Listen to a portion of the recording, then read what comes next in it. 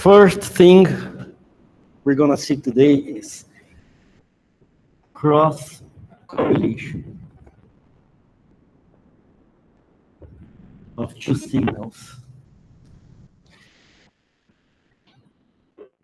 We represent it this way with a star. The symbol is similar to convolution because we represent convolution with an asterisk. And the operation is very, very similar to convolution too.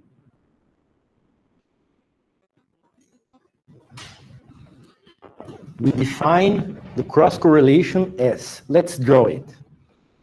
Let's say x of n, which is sample number 0. Let's say 2,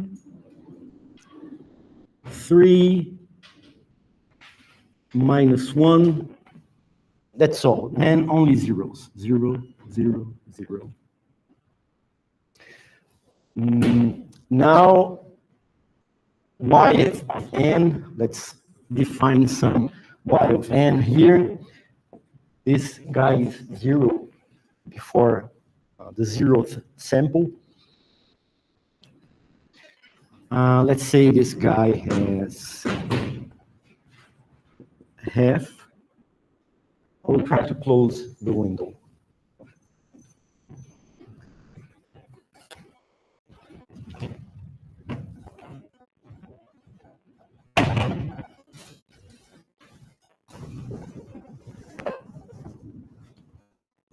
Okay. Half. Then I have -2. Then I have, let's copy this guy. 2, 3, -1, 0, 0, 0. We know what an inner product is, right? We can take the inner product of those two guys. Let's call the inner product, for instance, z of n, not of n. The inner product is a scalar. Let's call it p, p for product. The inner product, I just have to multiply it sample-wise. So x of n, y of n, and from -infinity to infinity. I'm not restricting the length of the signals. So this is the inner product, right? The more similar they are, the larger the inner product will be. In case one signal is a copy of the other, if x of n equals y of n, then from linear algebra, we know that the inner product will be the squared norm of x of n, or the square norm of y of n. We shouldn't forget to put this, which represents the transpose conjugate. Now we're only working with real signals, so this doesn't make a difference, but the definition requires it. So now we will see what happens when we shift these signals. You might notice that since this guy contains one copy of this guy, we will maximize the inner product if we do this. X of n minus, how many samples is this delayed? 0, 2 samples, right? This guy contains x of n minus 2, right? So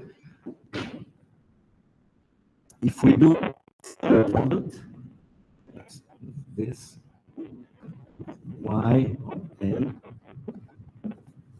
We'll get something large. If we do big N, y of n, with n different than 2, then we get something smaller, right? You might agree with me on that. So let's code this example. Well, first we can define the cross correlation. So what is the cross correlation? We want to find this. We want to find traces of one signal inside other. Applications for cross correlation include detection. So for instance, in communication, you have a template of what is your 1 bit and what is your 0 bit, and you don't know if anyone is transmitting anything.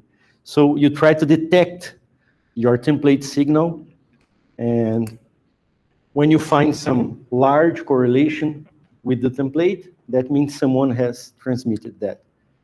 Detection, template matching, which is essentially the same, template matching.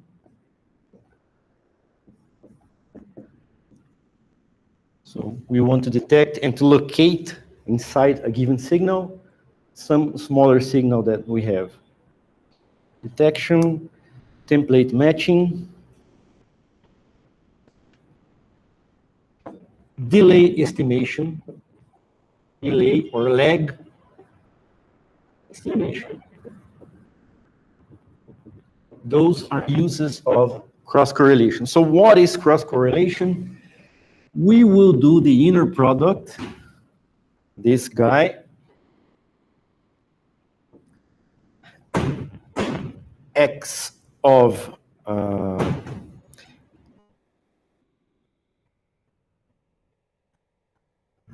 here I've shifted x. In the definition, I will shift y. X of n, y of n minus big N. So I will do the cross correlation of two signals while shift the correlation, the inner product, while shifting one of them. This one is shifted in N. So here N, small n goes from minus infinity to infinity. This is our regular inner product. This will give me, let's call it C. C for correlation, C of x and y, big N. So in this case, when I shift one of them 2 samples to the right, I will have a big C of N, a large C of N, when I shift one of them 2 samples to the right.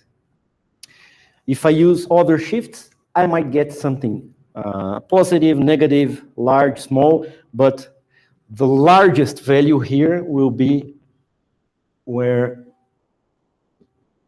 will happen when I have two samples. Let's do this example in a code. I have slightly more complex example here, but let's do this. X will be an array containing 2, 3, minus 1, 0, 0, 0. 2, 3, minus 1, 0, 0, 0. I want it to be a float. Why? Professor, so the computer screen is not showing the recording. Yeah. Thank you very much. y is half minus 2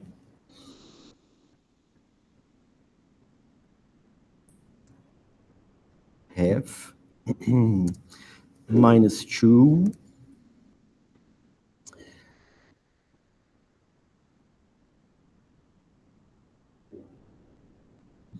then 2, 3, 1, 2, 3 minus 1, 2, 3 minus 1. How many samples? 1, 2, 3, 4, 5. This guy has 1, 2, 3, 4, 5, 6. So I need one more sample here for them to be the same size. Okay, I will comment this. And SciPy.signal has a function called correlate, which performs the cross correlation between these signals. It will return what I'm calling C here. Notice that for this case, since we're using the full mode, I have 6 here, 6 here. So the first value will refer to this guy shifted 5 samples to the left. So we start here, we come walking, then we have a full juxtaposition, then we have 5 more. So we will have 1, 5, 5, 10, 11. We might have an 11 sample cross correlation. And then, luckily, SciPy also has this nice function called correlation legs, where it just returns the legs in the same dimension of this guy, which will help us to plot the result. Okay. Let me take this off. I will use it later.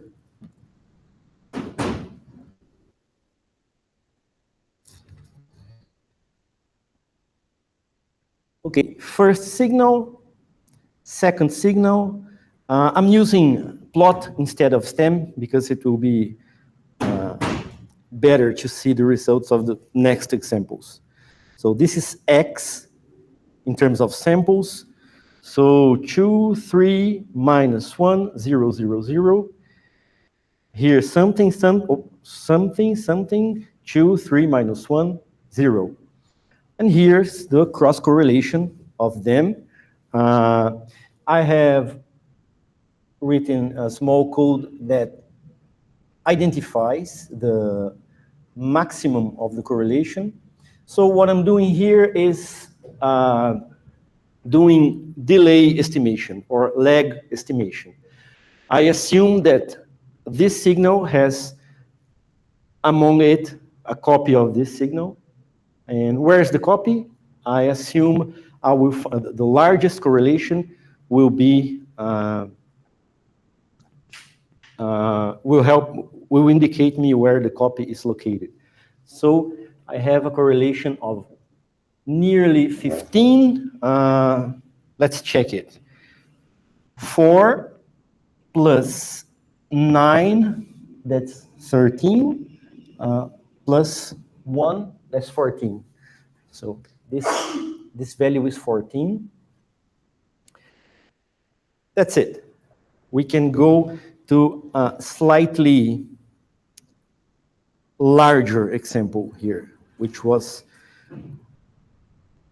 already ready in this code.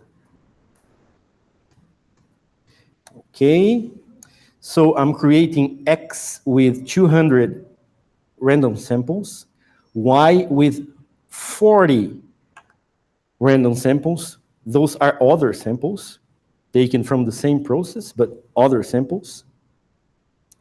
Then what I am doing, I am establishing a lag of 100, and here's X and Y. This is what I've done. This is X, and I took off what was here, and I've placed a copy of Y here. And then we will try to find this copy here. The lag that I used is in this variable L, so it is 100. So X, Y, this is the result. We do the cross correlation. We found the lag because the peak of the cross correlation is exactly at 100. We can place other values here, 10. So the peak is right here at 10. What is interesting is that I don't have to place an actual copy. I can sum it to what was already there. So this is the copy of Y, okay? But this in blue is my actual X. So there's a copy of Y hidden here within the noise, and we can still find it at leg 10. If we reduce its amplitude, it might be harder to find it, but we can still find it. So here it is. There's a copy hidden here. We can find it. We're still locating it with cross correlation, but notice that the difference between this peak and other spurious peaks is not as large as before. I can do another example where Y is not a random signal, it's some cycles of a sine function. We found it here at leg 9. It didn't find it exactly. Let's try again. Now, yes. Now, leg 10. Notice that there's an oscillation here. This is because this function has a relatively high autocorrelation. What is autocorrelation?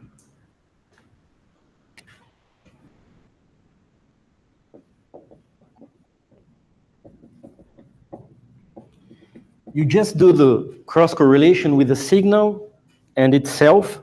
So it's the cross correlation of X with itself. So just X of N star X of N, and it's the same inner product.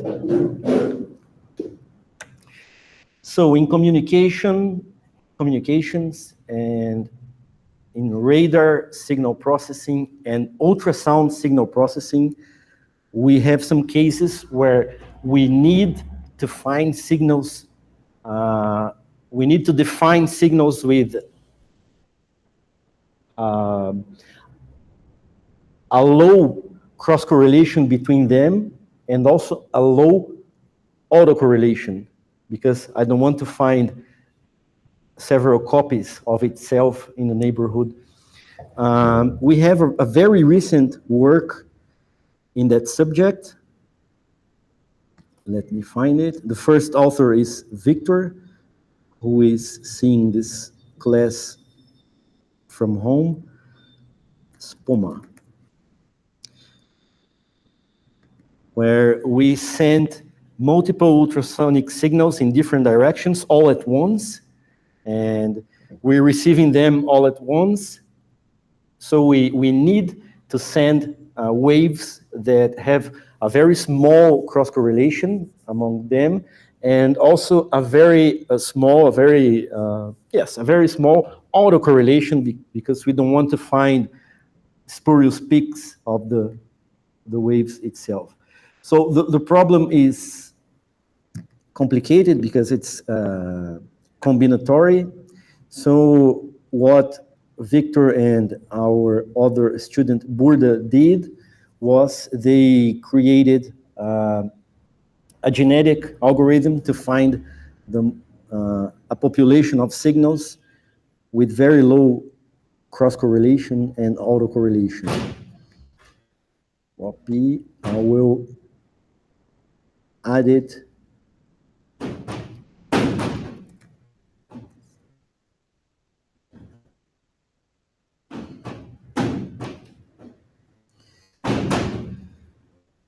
So here we are.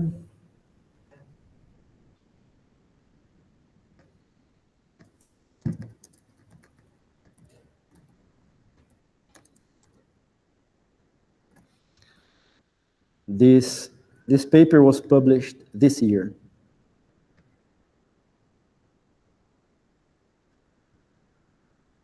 Here's POMA.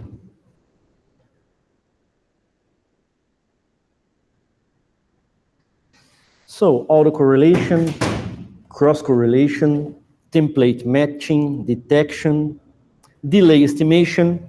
When we find a large cross-correlation, that means this signal might be here, right? It might be summing whatever I have here. And automatically we find the delay, okay?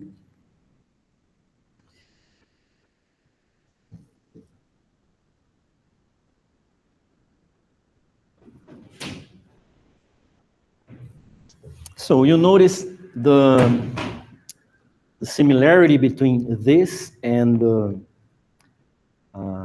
convolution operation. In convolution, we have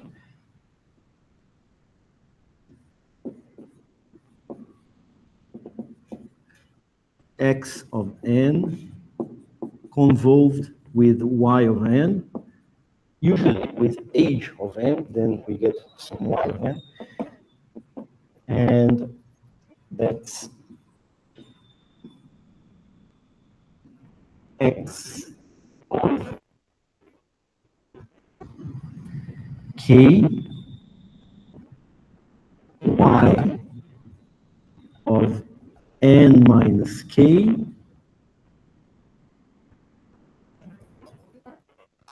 with k.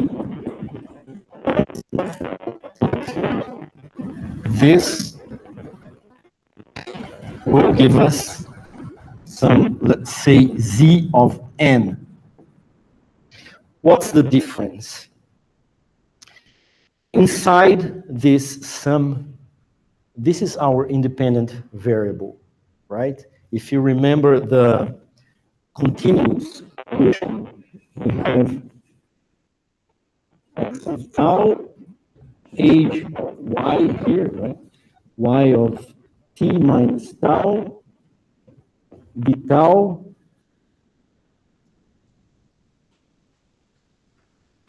then we use t as a limit of integration, usually, and we shift I will use the vocabulary of correlation. We shift our template signal, and then we slide it with t. So this guy is the independent variable. So here the independent variable is mirrored in time, not here. So here it's not mirrored. That's the basic difference. If you put a plus here, you have the same operation. So we can use all the tools that perform correlation in an efficient manner for us to perform, we can use all the tools, the efficient tools that perform convolution to perform cross-correlation of signals. Can you name an efficient way to perform convolution or to avoid convolution?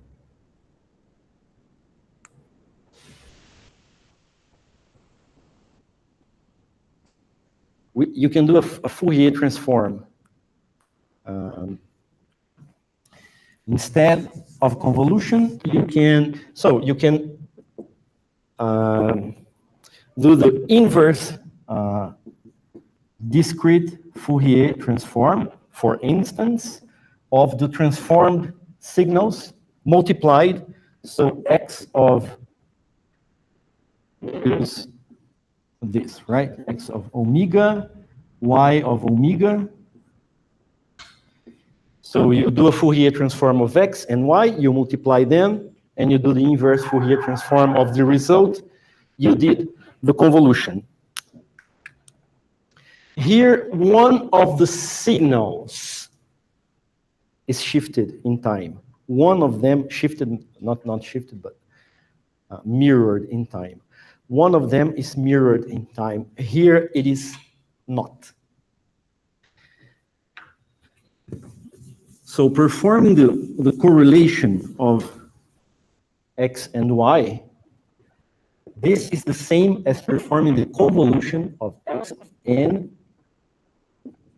Y of minus n.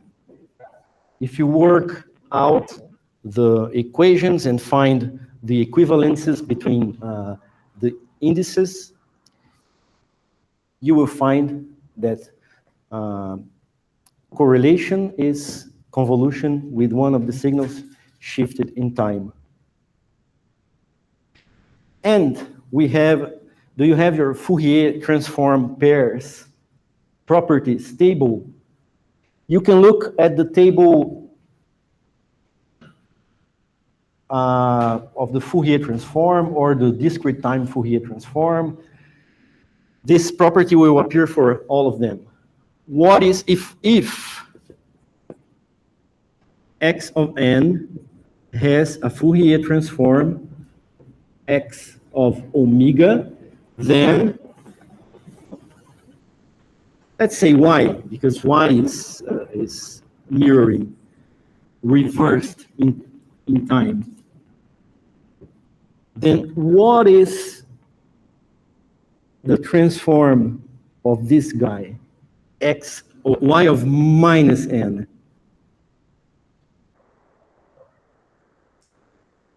It's just minus omega. But, okay, Y of minus omega. Now, what I was looking for was if Y of n is real for all n, then Y of minus omega equals Y of omega complex conjugate. Okay. This was not so readily findable in the tables. So we can remove this and put this. Then we can perform the cross correlation as the convolution of these guys, which is the multiplication of their spectra. I just have to do the conjugate of the second one.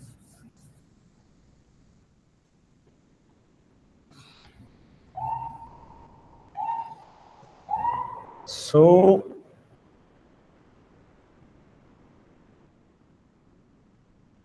our C of n, C x, y of n is also the inverse discrete Fourier transform of x of omega, y complex conjugate of omega. You have a name for this, right? This guy times this guy complex conjugate. I saw you using this name in recent weeks. Cross power spectrum, yes. This is also called the cross power spectrum.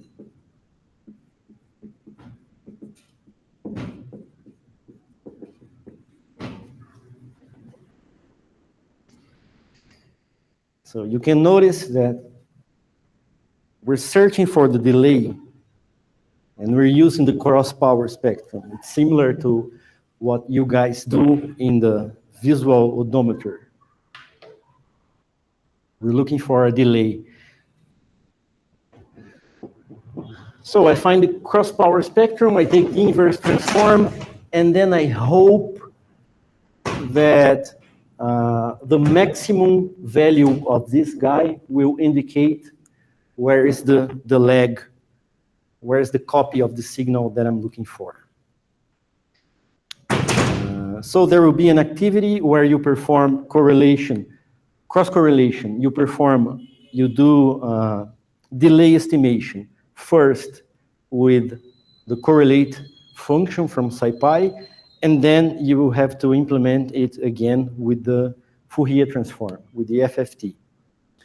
Actually, this function here, SciPy's correlate, if we search for the documentation, SciPy correlate,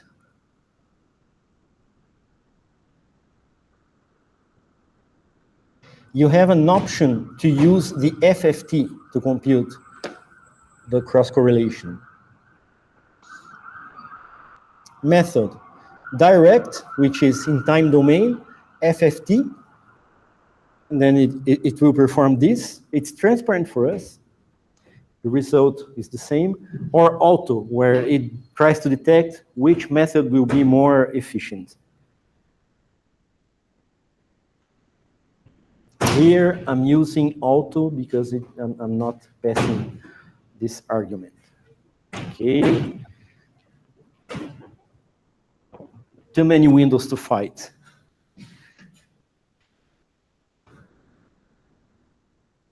They outnumbered me.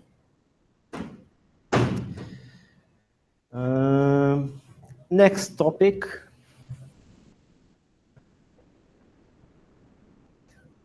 So why this? Why do we have this property? This is relatively easy to understand. We can work with the continuous time.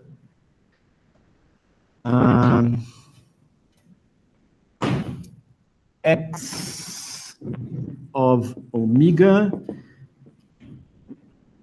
is this x of t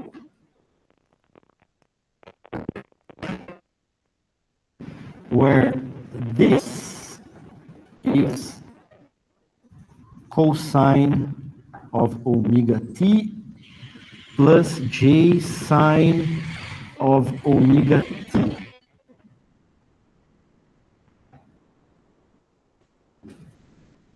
X of t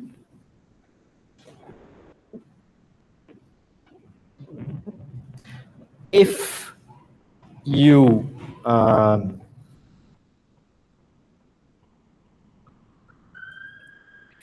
change the sign here,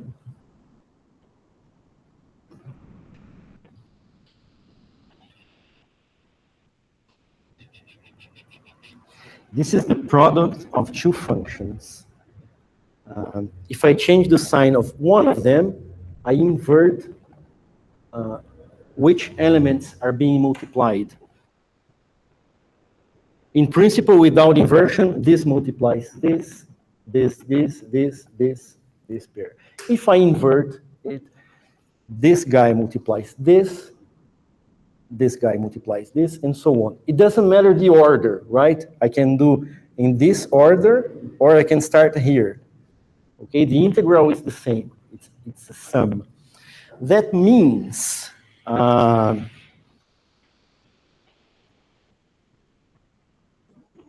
that the integral of x of minus t e to the minus j omega t dp equals the integral of x of t. I can take this and put here, e of j omega t dt. So I'm changing the sign of t here. I'm changing the sign of t here and here. The cosine of minus t is the cosine of t. So this doesn't change. The sign of minus t is minus the sign of t. So this means I'm changing this sign. I'm changing just the sign of the imaginary part, or the angle. If I change the sign of the imaginary part, I'm also changing the sign of the angle, keeping the same value for the angle. Then I'm doing the complex conjugate. Okay? If I flip this signal in time, I will have the complex conjugate of the Fourier transform. Okay.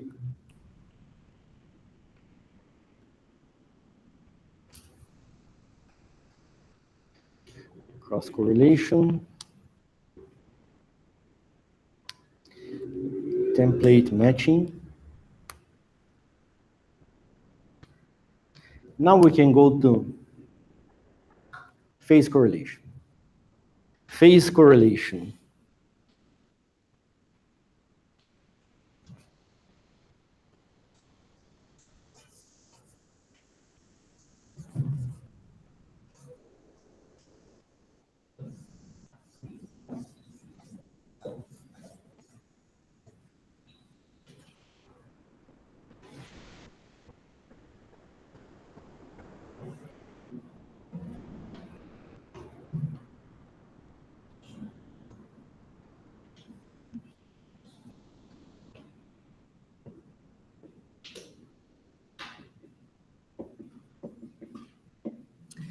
So to simplify the analysis, we will consider that our signals are periodic. Then we can use the DFT, the FFT, without any approximation, and things will be simpler to demonstrate. So suppose y of n is a shifted copy of x of n. X of n minus n. I want to find n, the big N. I want to find this guy.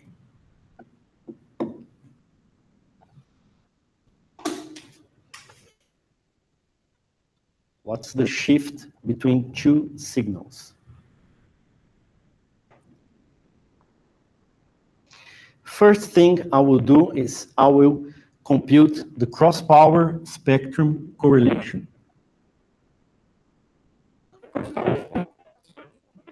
So it's the x of omega, y of omega.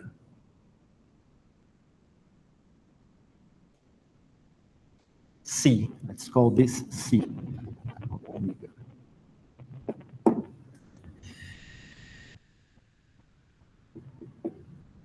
This is the cross-power spectrum.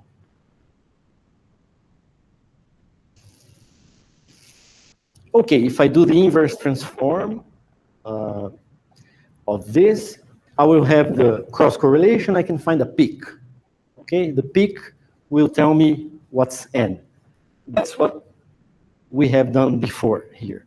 And I will have some noise around the peak. But if this guy is exactly the same, there's something else I can do. So I'm saying that y of n is a shifted copy of x of n. So let's find here in the table shifting, time shifting property. Linearity, multiplication, time shifting. X of n minus a constant gives me the spectrum, the original spectrum, multiplied by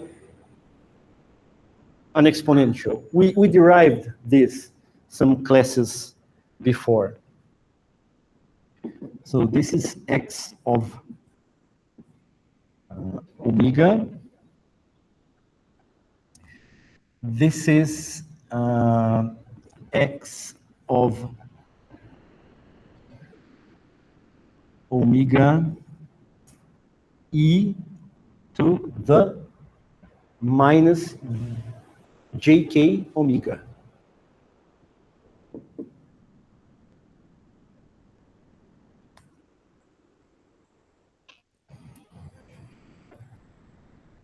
Complex conjugate. So I have to put the complex conjugate here and here. Here it means erase minus sign. Okay.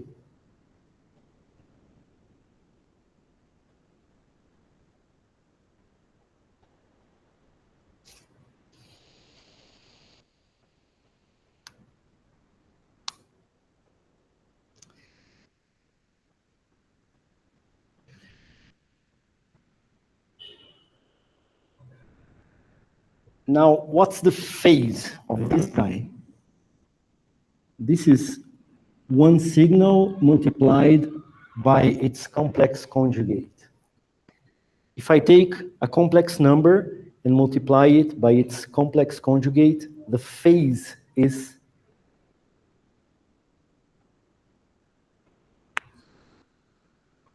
I have to sum the phases, right? One phase is minus something, the other is plus the same something. I sum the phases, I get 0. So this guy has 0 phase. What's the phase of this guy? It varies across the spectrum. It varies linearly, right?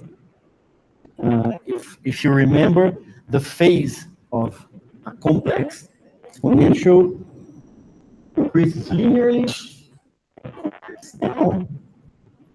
because it can go only from minus pi to pi, right? We don't define phases beyond these limits. So here's the spectrum, omega. So this is the phase of this guy here. The phase of this guy is 0, the phase of this is this. And the inclination is related to the delay, right? Because I have this k here. Actually, k is in the table. We have big N. This is the delay. The larger the delay, the faster the phase will vary in the spectrum, in the Fourier spectrum. With a very large delay will give me something like this, right?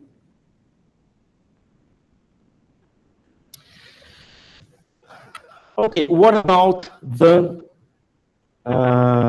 magnitude? We've seen that the phase is 0 here, and it varies linearly with the delay here. What about the magnitude? What's the magnitude of this guy? E to the j something, what's the absolute value? 1, always 1. This is something, the magnitude of this product is something arbitrary. It depends on the signals, but I can do the following. C of omega divided by the absolute value of C of omega. So for each value, for each omega, I divide by the absolute value. So I have a bunch of ones here, because I have some, for each omega, I have something here in absolute value. I divide by it, I have 1. So all I get is this, E to the j n omega.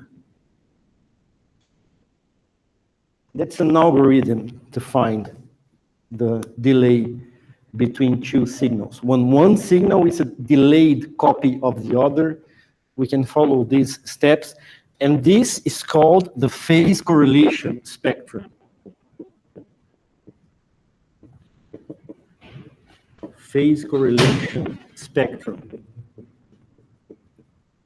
I take the cross power spectrum, I divide it by both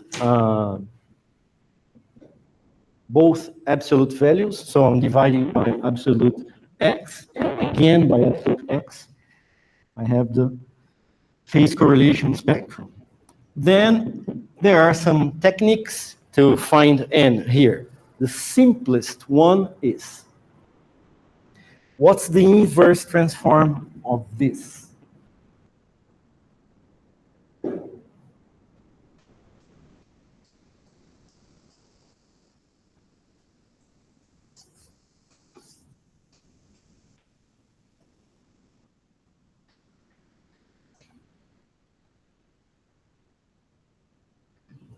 This is a delay. This is the transform of a delay times something. This is a delay times 1. What's the inverse transform of 1?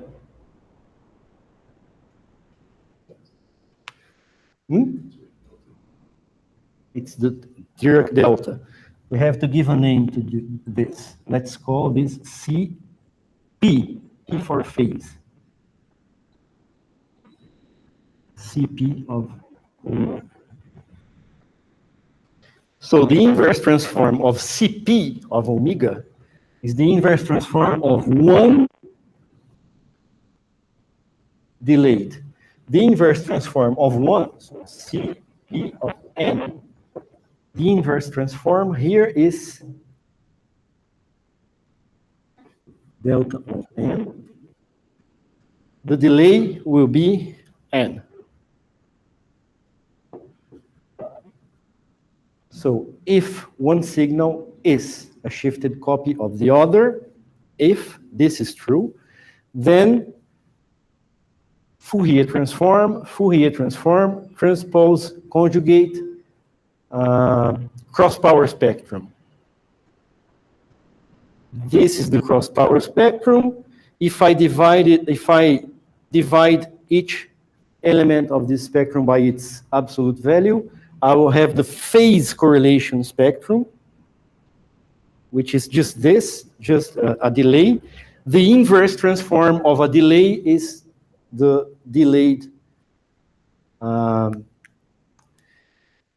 unit impulse.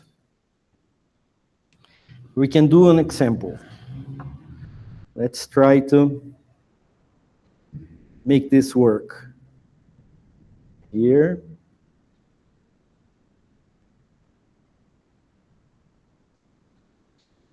We have X, 200 samples. Okay, let's just define Y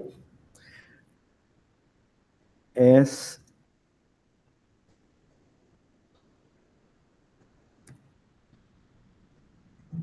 not flip, there's an NumPy function to shift signals.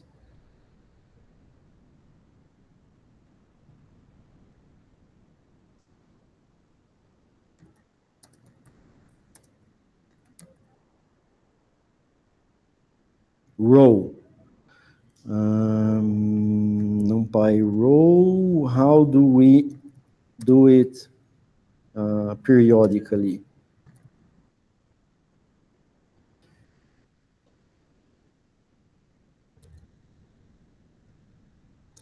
Periodic shift? So I hope this is true.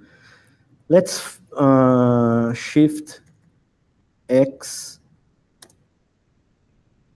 30 samples.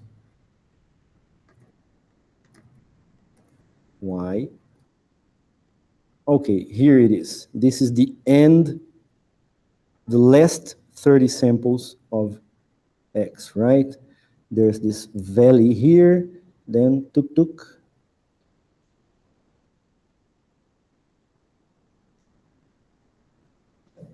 Okay.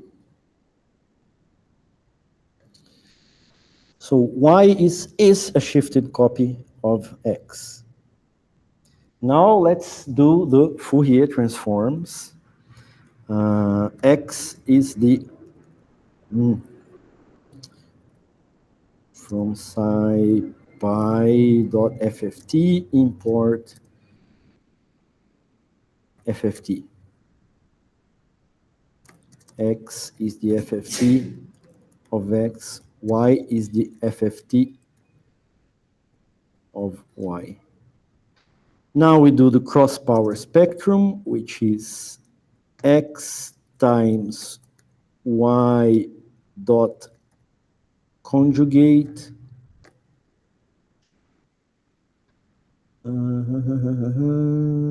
supported operand. Right. The parentheses. Is this a function? Yeah. Ah, okay, thank you. I thought there was operator overload. Conj, yes. Then We got this. We have to divide by the absolute values. So Cp equals C divided pointwise by np.abs C. That's it. So here I should have only the phase. And then I take the inverse transform of this, FFT, EFFT, IFFT. IFFT, C. Okay, it works. Let's check it. PLT dot plot CP.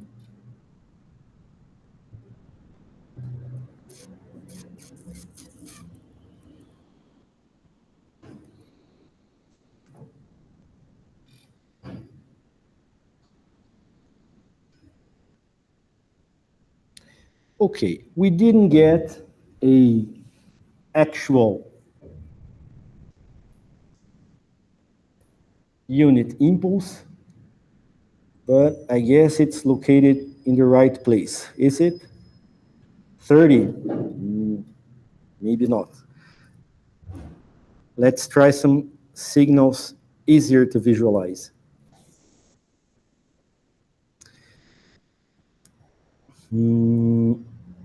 X is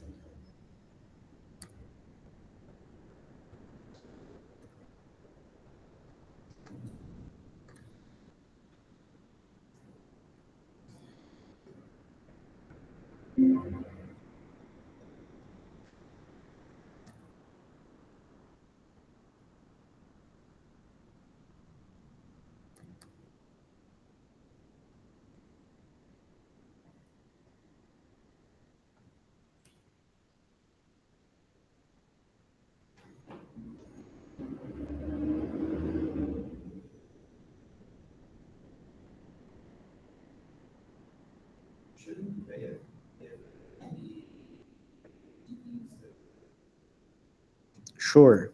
We found the problem. Thank you. First, it's CP and it's large C.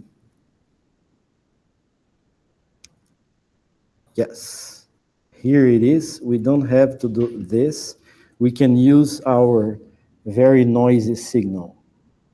Here, minus 30. Minus 30 means last signal, last sample, minus 30. Let's do plus 30 here. We have to put this. Now, yes, 30. One signal is a shifted copy of the other.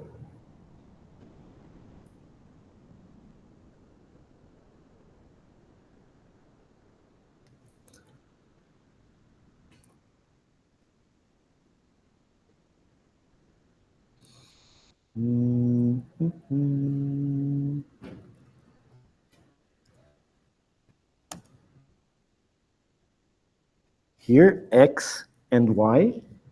So, for instance, this is 30 samples to the left here. We can find some features and verify that they're present here. Always 30 samples. And finally, I get plus 30. So I misplaced the sign somewhere here.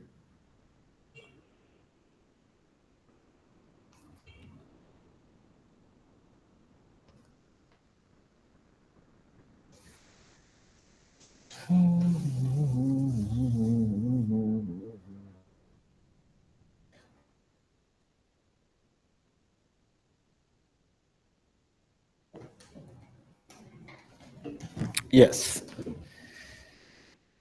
This is plus n. So it's plus n here.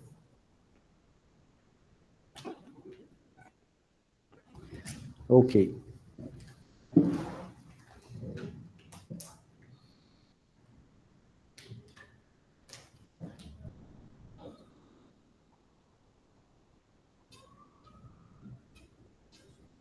Yes, this is x of n plus 30. So it's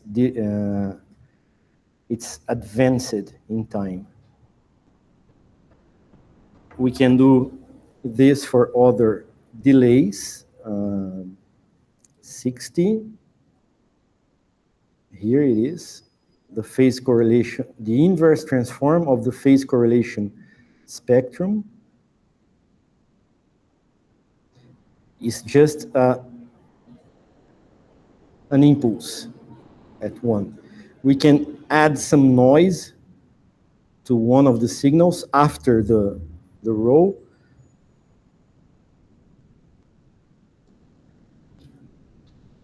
So we do this. Y is a shifted copy of n plus some noise.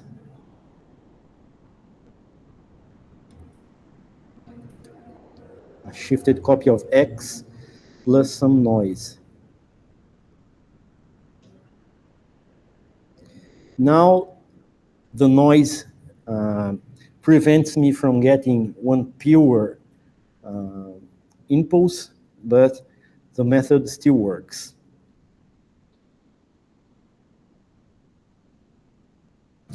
Actually, there are some other techniques. For instance, we can look at this phase. Let's see the phase correlation spectrum. CP.